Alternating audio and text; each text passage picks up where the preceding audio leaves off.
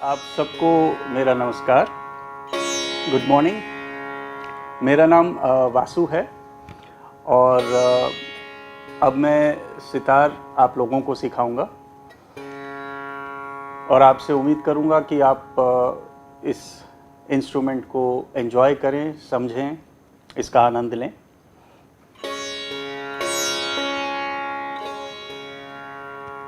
आपने मेरे गुरु उस्ताद शुजात खान का नाम सुना होगा। गायकी अंग बजाते हैं, बहुत विख्यात हैं, ग्रैमी नॉमिनी हैं। उनसे मैंने कई साल सीखा और जो सीखा, जो समझा, आपको समझाने की कोशिश करूंगा। जो कोऑर्डिनेटर हैं वो मुझे बता सकते हैं कि जो आपके सितार के जो पिच है, जहाँ पर सितार ट्यून्ड है, वो कौन से पिच पे ट्यून्ड है? सी शार्प पे मैंने किया हुआ है इस वक्त सितार, ताकि बिगनर लेवल सी शार्प पे रहे।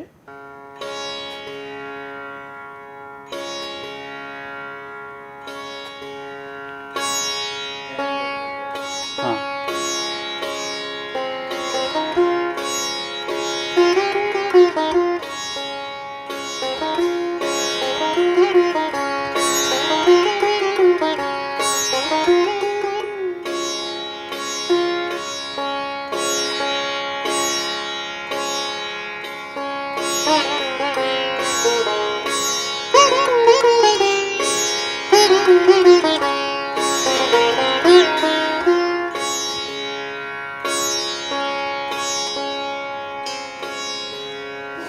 तो हमारे जो बेसिक नोट्स हैं, बेसिक नोट्स मैं आपको बता देता हूं।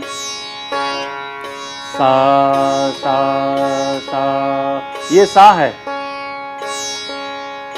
जिन लोगों के पास सितार है वो इस पे कोशिश कर सकते हैं, जिन लोगों के पास नहीं है वो समझ सकते हैं और गा सकते हैं।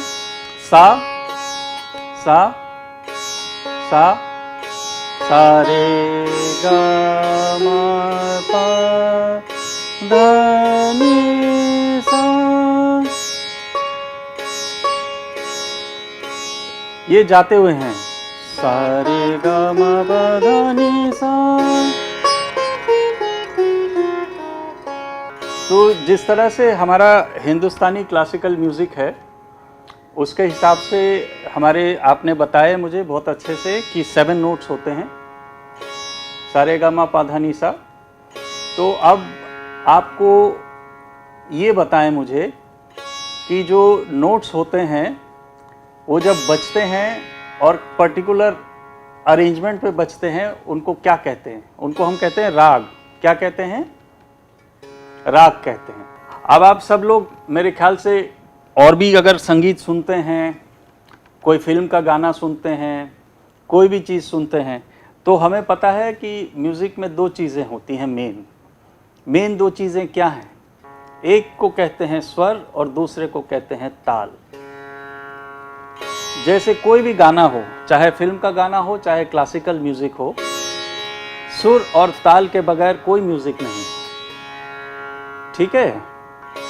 तो इस तरह से हमें समझना है कि हमारे पास सुर और ताल दोनों की समझ होनी चाहिए, तभी हम म्यूज़िक का काम आगे बढ़ा सकते हैं।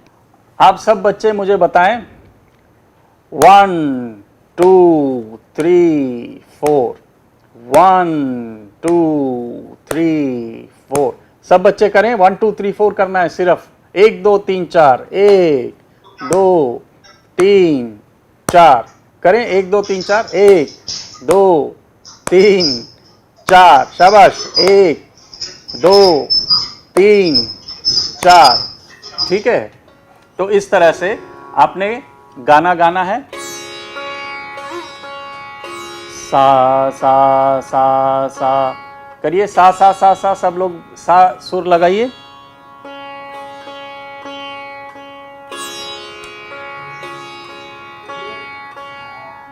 सा सा सा सा, 4 बारी सा सा सा सा।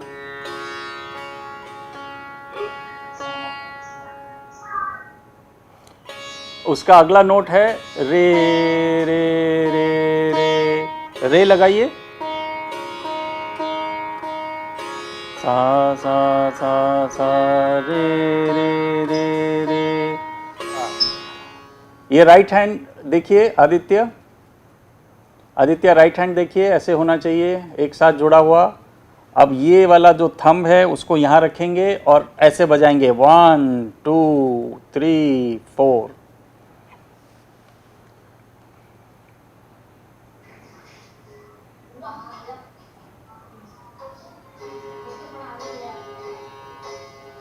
हाँ ठीक ठीक कर रहे हैं आप, बिल्कुल ठीक। सिर्फ पहला स्ट्रिंग बजना चाहिए, कोशिश करें फर्स्ट स्ट्रिंग।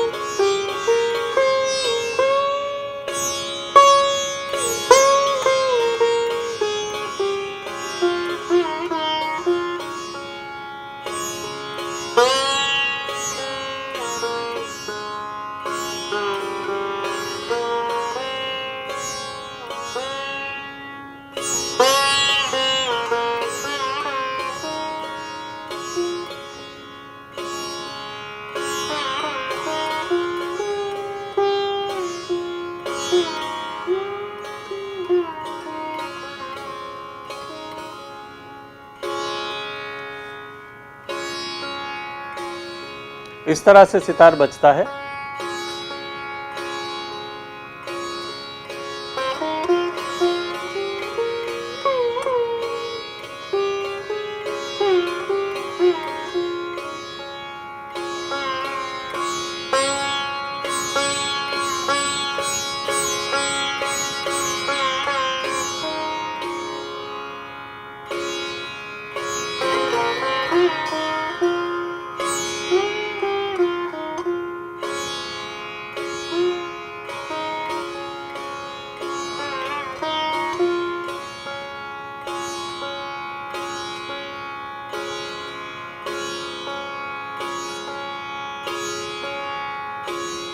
जैसे कि अगर हम लोग राग यमन बहुत सुंदर राग है, ये आमतौर से बजाया भी जाता है, बहुत से फिल्म के गाने इस राग पे बनते हैं और वही मैं बजा रहा हूँ।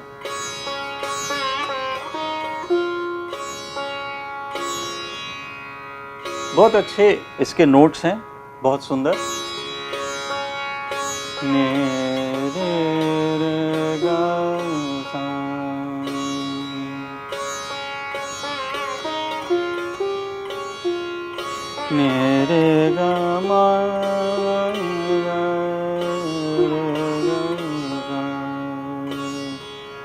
मेरे गा मा पा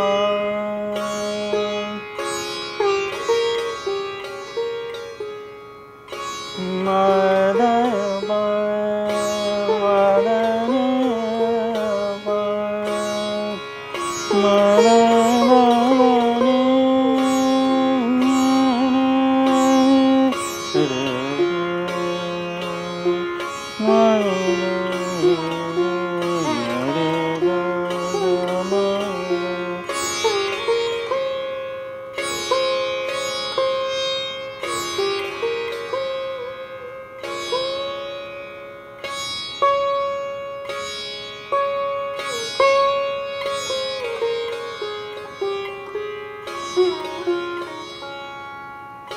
तो इसको हम आलाप बोलते हैं। जो बच्चे सीख रहे हैं, म्यूज़िक सीख रहे हैं, उनको ये पता लगेगा कि कोई भी म्यूज़िक, हिंदुस्तानी क्लासिकल म्यूज़िक में आप जब कोई चीज़ शुरू करते हैं तो किससे शुरू करते हैं? आप स्लो मूवमेंट्स करते हैं, यानी धीरे धीरे राग को बढ़ाते हैं, नोट्स का जो मूवमेंट है उसमें गैप रहता है, उसको हम बोलते हैं आलाप। उसमें तबला नहीं बजता, वो लय के बगैर होता है और उसको हम आलाप बोलते हैं। शुरू में बजता है वो, जो अभी बज रहा था वो आलाप का ही एक रूप है।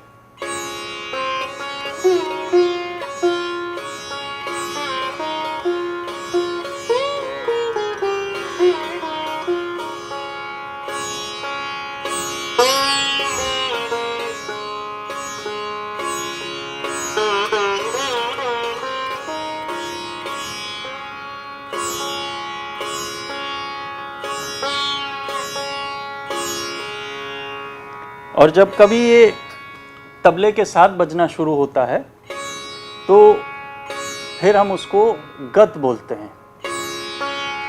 गत बोलते हैं सितार और तबला जब साथ में बजता है तो।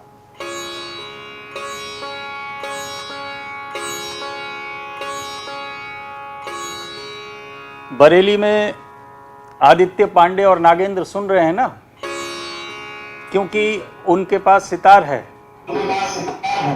तो उनको खास ध्यान देना चाहिए। आदित्य पांडे, आप ध्यान दे रहे हैं? क्या कर रहे हैं? लिख रहे हैं? आपके मित्र लिख रहे हैं? क्या लिखा उन्होंने कॉपी बुक में अभी तक? हाथ खड़ा करके बताएं मुझे। सर,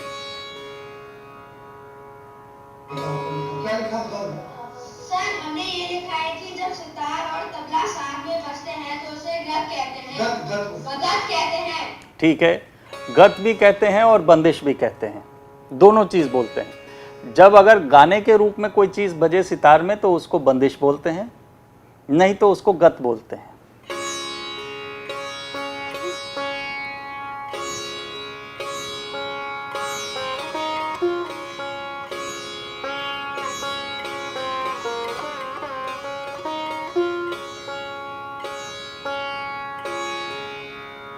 जो गत होते हैं या बंदिश, वो तबले के साथ बजते हैं और तबला जो है उसमें कई प्रकार के ताल होते हैं।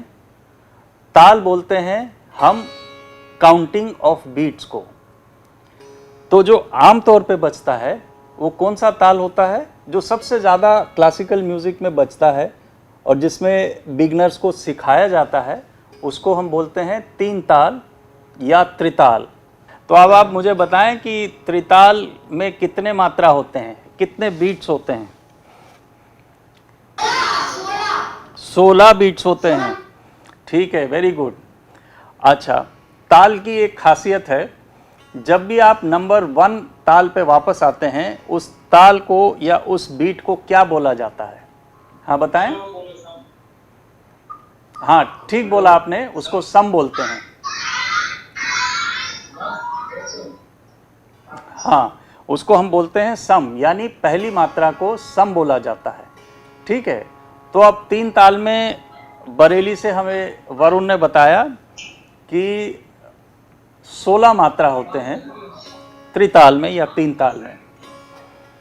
तीन ताल या त्रिताल में 16 मात्रा, वो 16 मात्रा क्या होते हैं, कोई बता सकता है? धा दिन धिंदा है या तातिन तिनता है, क्या है? 1 2 3 4 5 6 7 8 9 10 11 12 13 14 15 16, उसके बोल क्या है, कोई बता सकता है ताल के? अच्छा, फिर से बरेली से मेरे ख्याल से लोग उत्सुक हैं बताने के लिए। बताएं बरेली जी, फरमाइए।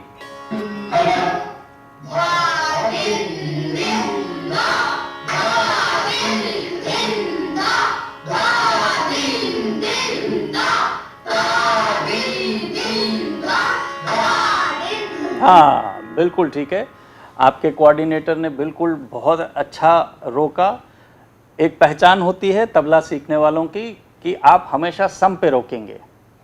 तो उन्होंने धा दिन धिंदा, धा दिन धिंदा, धा तिन तिनता, ता दिन धिंदा के बाद धा पे रोका, यानी नंबर 1 पे। ये इम्पॉर्टेंट है, ये तहजीब है, ये सीखने का तरीका है। बिल्कुल ठीक, वेरी गुड।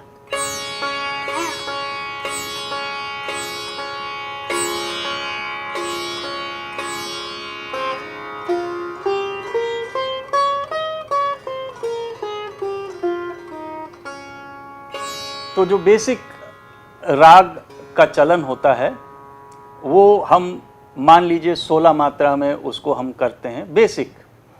तो अगर हम राग यमन की बात करते हैं जिसकी हम चर्चा आज कर रहे हैं और हो सकता है आने वाले कुछ क्लासों में हम उसकी चर्चा करें और एज एन एग्जाम्पल आप लोगों को बताएं कि किस तरह से सुर और लय यानी ताल का समागम होता है।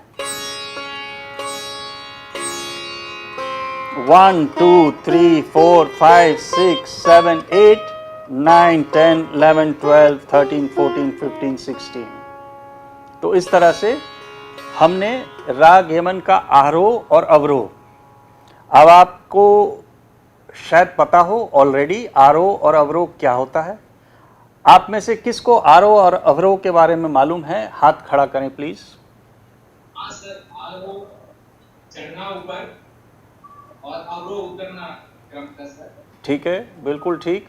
तो इन्होंने मुझे बताया कि जब आप सितार में नीचे जा रहे हैं यानी इस तरफ जा रहे हैं तो उसे आरोह और ऊपर वापस आ रहे हैं तो अवरोह। तो इसमें क्या है, ये जो पहले 8 नोट्स हमने जो बताए वो क्या है? नी रे गा मा धा नी सा रे, फिर सा नी धा पा मा गा रे सा, इस तरह से 1 2 3 4 5 6 7 8 9 10 11 12 13 14 15 16। तो इस तरह से 3 ताल में शुरू किया जा सकता है कोई राग और उसके आरोह और अवरोह को हम 3 ताल में बांध के प्रैक्टिस कर सकते हैं। तो ये आपने समझा कि सुर और ताल किस तरह से बहुत ही एक सिंपल रूप में दोनों साथ में आते हैं। सितार के कुछ विशेषताएं हैं जिसके बारे में हम और विस्तार से नेक्स्ट क्लास में बात करेंगे।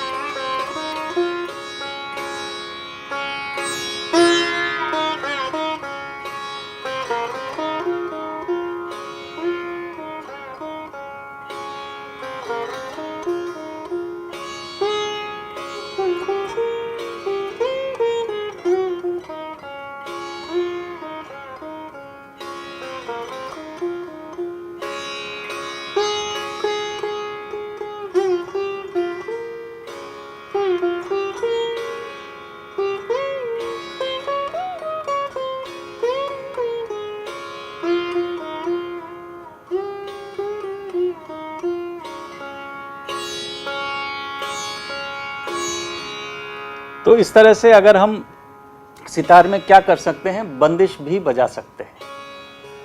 ठीक है, आपने सुना आज के क्लास में हम लोगों ने सुर और ताल के बारे में बात की, सितार के बारे में बात की, एज एन एग्जाम्पल राग यमन के बारे में थोड़ी सी चर्चा की।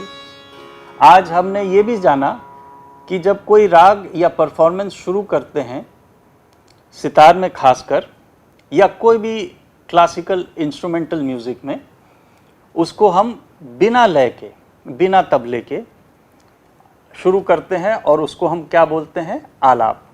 बरेली से हाथ खड़ा करके क्वेश्चन पूछा जाए।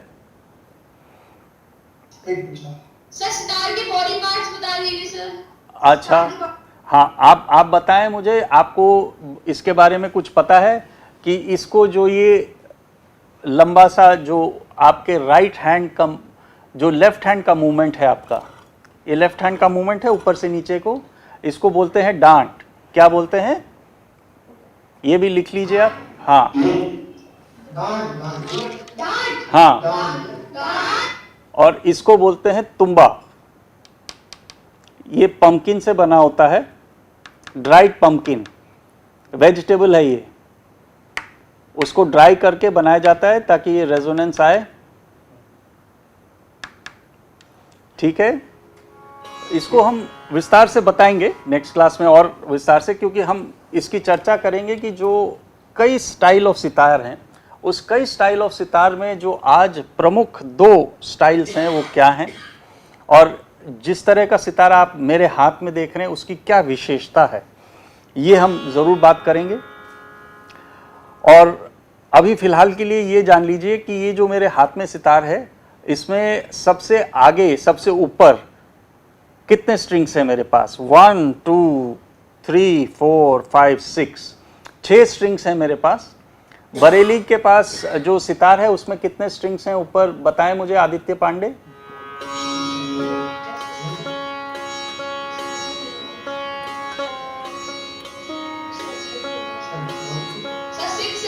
वेरी गुड बेटा, शाबाश। तो ये वाला खूटी इसको बोलते हैं हम, इसको क्या बोलते हैं? पेग या खूटी। तो ये सब बच्चे नोट कर लें, ये हमारे पास खूटी तो होते हैं 1 2 3 4 5 6 7, लेकिन स्ट्रिंग्स होते हैं सिर्फ 6। ये इस स्टाइल ऑफ सितार में। जो एक और स्टाइल ऑफ सितार होता है उसमें 7 खूटी होते हैं और 7 स्ट्रिंग्स भी होते हैं, लेकिन हमारे पास 6 स्ट्रिंग्स हैं ऊपर। ठीक है, जो नीचे की स्ट्रिंग्स हैं उसकी हम चर्चा बाद में करेंगे, उसको हम बोलते हैं तरब। बरेली वाले बच्चे अपने कॉपी में नोट करें, ऊपर 6 स्ट्रिंग्स होते हैं और नीचे होते हैं, जो स्ट्रिंग्स नीचे होते हैं उसको हम सिंपैथेटिक स्ट्रिंग्स या तरब के तार बोलते हैं। क्या बोलते हैं? तरब के तार।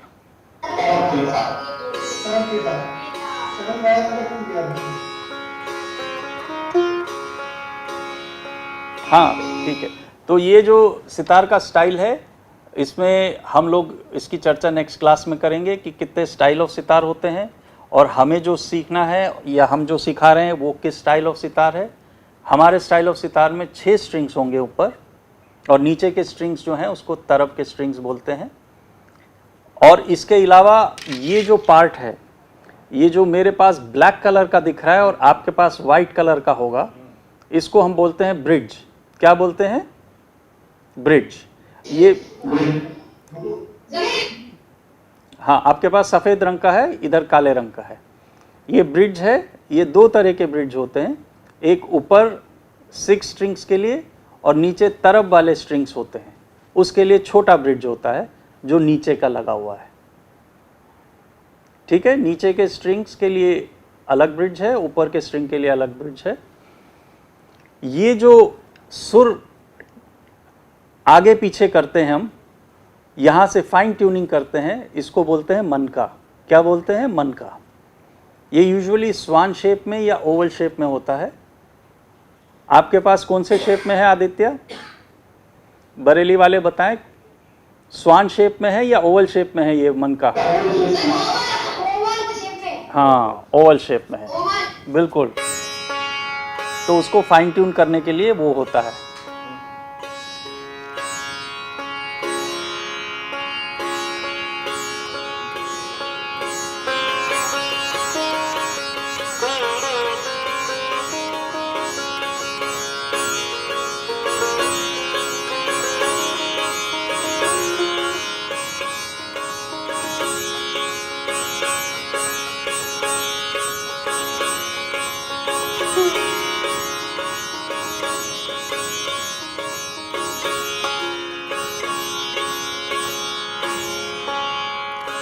अगली बारी क्लास में हम लोगों के पास जो सब्जेक्ट मैटर रहेगा वो खास सितार के बारे में रहेगा। ये एक इंट्रोडक्शन था इंडियन म्यूज़िक, हिंदुस्तानी क्लासिकल म्यूज़िक, उसमें सितार, ताल, सुर। अगली बारी में हम सितार के बारे में पर्टिकुलर चर्चा करेंगे कि ये किस तरह के सितार बनते हैं, 2 स्टाइल ऑफ सितार क्या होता है, और हमारे पास इसको बजाने के टेक्निक्स, राइट हैंड को किस तरह से रखेंगे, लेफ्ट हैंड को किस तरह से रखेंगे, क्या चीज़ हमें खास ध्यान रखना चाहिए, ये चीज़ें हम नेक्स्ट टाइम डिस्कस करेंगे। एक और क्वेश्चन आ रहा है, बरेली से पूछें। तरब के तारों का क्या काम होता है सर? तरब के तारों का क्या काम होता है? देखिए, बड़ा अच्छा सवाल पूछा इन्होंने। तो तरब जो होते हैं, मान लीजिए आपके पास ऊपर से सा बजाया, तो इसकी ट्यूनिंग ऐसी होनी चाहिए तरब की कि जो नीचे का सा में ट्यून होगा, जो ऊपर का सा है वही नीचे का तार होगा ट्यून। जैसे मैं नीचे का तार बजा रहा हूं, अब ये नीचे का तार है, तो जब ये सा और ये सा, ऊपर का सा एक साथ ट्यून होगा तो हमें क्या आवाज सुनाई देगी? इसको बोलते हैं सिंपैथेटिक स्ट्रिंग्स या रेवर्बरेशन यानी एको सुनाई देगा। जब आप किसी मकबरे में या कोई पुराने बिल्डिंग में जाते हैं तो आपने सुना होगा जब आप जोर से बोलते हैं तो आपकी आवाज़ वापस सुनाई देती है। सुना है आपने? पिक्चरों में सुना है, देखा है आपने? जैसे मैं कि बोलूं, हाँ, जैसे मैं बोलूं आदित्य तो आपका आवाज आएगा दीवारों से वापस, आदित्य आदित्य आदित्य आदित्य आदित्य, नागेंद्र नागेंद्र नागेंद्र, धीरे धीरे वापस आएगी ना आवाज। तो उस तरह के रेवर्बरेशन या एको की तरह की चीज का काम करता है तरब के तार। ठीक है, तो जब कोई तार बजता है, ऊपर के सुर बजते हैं, उसी ट्यून में, उस राग के उसी ट्यून में तरब के तार भी ट्यून होते हैं, तो उसका सिंपैथेटिक स्ट्रिंग यानी रेवर्बरेशन, या आम तौर से अगर आप समझना चाहें तो एक एको सुनाई देती है। तो आवाज में और रंग निखर आ जाता है। जब आप सा बजाते हैं, सा एको,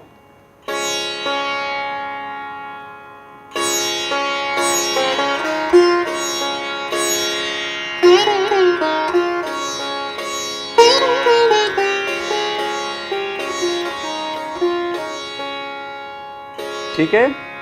तो आज के लिए हम इतना रखते हैं क्लास। आप सबको नमस्ते, फिर मिलेंगे आप सबसे।